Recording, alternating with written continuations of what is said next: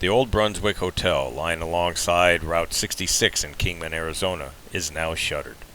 In the course of conducting a 2-day investigation at the Boulder Dam Hotel in Boulder City, Nevada, we decided to take an hour drive out of the way to Kingman, Arizona and look at the Brunswick. We had heard that it had been shuttered sometime in the last couple of years, and we wanted to verify that that was still accurate. In previous years, it has been a favorite hunt of local paranormal groups, and has been considered the premium investigation spot in Kingman. The section of Route 66 in front of the Brunswick has been recommissioned as Andy Devine Avenue in commemoration for movie actor Andy Devine, who spent many years around the Brunswick.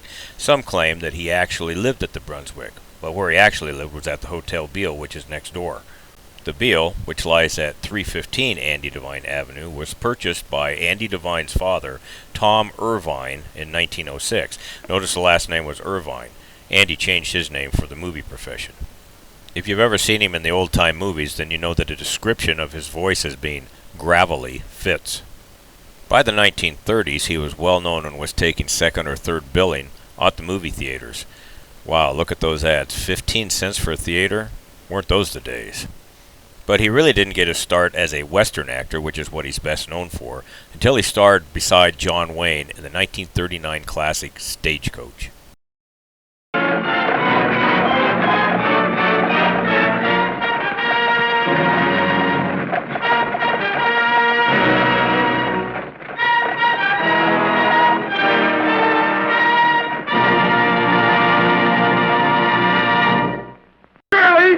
Why don't you take the cuffs off the kid? He's mighty handy with a gun. You drive them horses. I'll take care of the kid.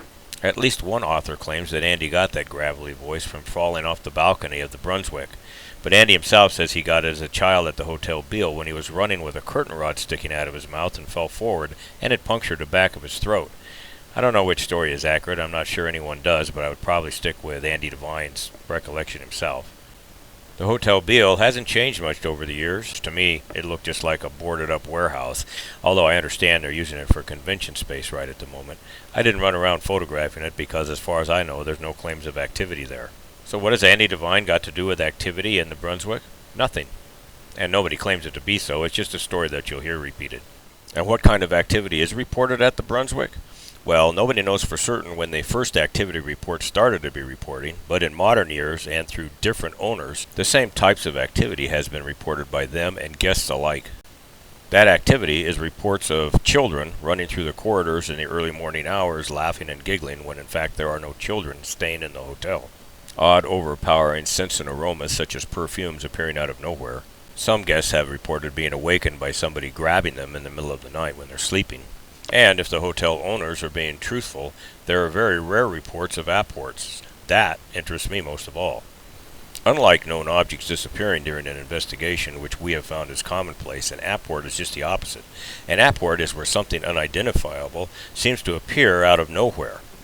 I say unidentifiable because if a piece of your own equipment disappears and then seems to reappear in a place where you know you didn't leave it, it can just be claimed a bad memory. But if something appears that you can't identify and wasn't there when you checked in and you have complete control of the environment being investigated, that's some real evidence. Historically, most claims about apports have been proven to be out-and-out fabrications. In the 1920s, master magician Harry Houdini, a true skeptic and a member of American Scientific, made it his passion to expose fake spiritualists and their claimed abilities to manifest apports. The reported apports at the Brunswick consist of small stacks of vintage coins found upon opening the bar and restaurant area that had been locked all night when the owner had the only key with him. Claims to apports appearing is actually much rarer than that of claims to seeing apparitions. So what is the legendary background as to the claims as to where this activity originates from? So goes the popular legend as taken from a number haunted location book and online resources. In 1909, these two guys in Kingman, J.W. Thompson and John Mulligan, pooled their money and decided to open a hotel. The hotel's location would take advantage of the fact that it sat directly across from the railroad depot. Soon after completion of the hotel, both men would end up courting the same young lady, a Sarah Lynch from Pennsylvania. She would eventually choose John Mulligan to be her husband. The Mulligans had 3 children. The youngest daughter, pictured here, would be killed falling down the back steps. One author claims that she was tried to ride a tricycle down the back steps. They claim that accounts for the presence of the child ghost. These would be the back stair steps. They also claim that Mother Sarah herself took a tumble down the front inside steps and was killed, while other authors claim she died inside the hotel from a lengthy illness. A miserly long-term guest, Wd Macwrite, died of natural causes in his room at the hotel, and the claim is that that accounts for some of the activity of people being pulled or pushed as they stay in a room that he once occupied. Once Sarah had chosen Mulligan as her husband, Mulligan and Thompson then built a wall right up the center of the hotel, essentially separating the hotel into two 25-room hotels. They would not speak again, according to legend, for as long as they both lived. That wall would stand until the 1960s, when John Otero purchased first one half, then the other half, and tore the wall down, converting it once again into a single hotel. So that's the legend. Now here's the facts. J.W. Thompson, who was actually John Watt Thompson, is indeed a little difficult to track because of some of the information that he supplied to census takers. He originally came from Canada, and the 1880 census shows him as a ranch hand at Nobman's Ranch near Kingman. He had a younger brother named Hartley, who stayed with him his entire life. From the census, it does not appear that either one of them was ever married or had any children. In all of the censuses from 1880 to 1930, he describes his occupation as that as a rancher, stock raiser. Yet that's even after owning the hotel, and I don't know why someone would want to hide the ownership of a hotel from the federal government. Today, I would say it's taxes, but I don't know what it was back then. But that's one of the things that makes him difficult to track. Conversely, in all of the censuses after 1900, John Mulligan listed his occupation as keeper of a hotel. He was proud of his hotel ownership. The 1880 census shows John and his cousin James as miners in the old ghost town of Surbat in the Mojave Mountain. This is perhaps important to note because Nobman's Ranch is in the same census district, and this could have been how John Mulligan and John Watt Thompson met.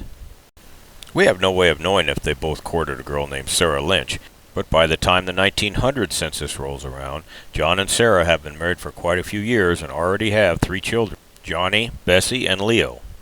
Come the 1910 census, 1 year after the hotel was built, and these children are now 17, 14, and 11 years old. Sarah herself was 46 when the hotel was built, not exactly what you would describe a young girl as. So if there was any friction between John and J.W. over Sarah, it was over years before that hotel was built. Most of this you can corroborate at the hotel's own website at 66brunswick.com. The website says that the wall was built in 1912, 3 years after the hotel was completed, and that nobody knows what the friction was between the two of them. But in my vision, I could say that about that time, Bessie would have been about 16 years old. So you got 2 old guys living next door to a young girl. I don't know. Curiously, after 1910, daughter Bessie disappears from the census completely and cannot be found on any census. And she is not buried in the family plot in Kingman like the other Mulligans are. That usually means she either got married or she was sent away to boarding school. So now we know that this alleged picture of the Mulligan children is not accurate because they didn't have 2 daughters, they had 2 sons and a daughter, unless they were addressing Leo as a transgender child. And by the year the hotel was completed, Leo was already 10 years old, and if a 10-year-old boy wants to ride a tricycle down those stairs that I showed you, well, he probably should have died. But luckily, Leo was smarter than that. The family grave plot in the Kingman Cemetery shows that Leo died at the age of 22 in 1919. Still young for a young man, but then again, those were the World War I years. So we don't know who these kids were. They could have been grandkids, or maybe an author just grabbed a picture somewhere and threw it out there. And that's not to say that a child didn't fall down the back steps and die. It could have even been a renter's child that did it. It's just to say that this alleged information is inaccurate. After Leo, and excluding Bessie, the other family members are all buried in the family plot in Kingman. There's John Mulligan, wife Sarah, and firstborn male Johnny Sullivan. J.W. Thompson is also buried here in the graveyard. Except for his offspring, John Mulligan would outlive all of them. And if Sarah fell down the steps in the hotel and died, she was a very old woman at the time that she did it.